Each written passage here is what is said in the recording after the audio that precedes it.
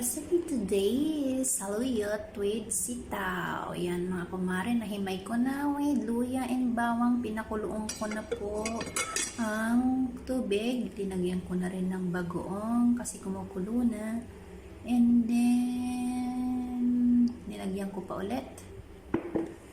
Linagay ko na rin ng sitaw. And saluyot, mga kumare. Then, tinakpan ko na para maluto.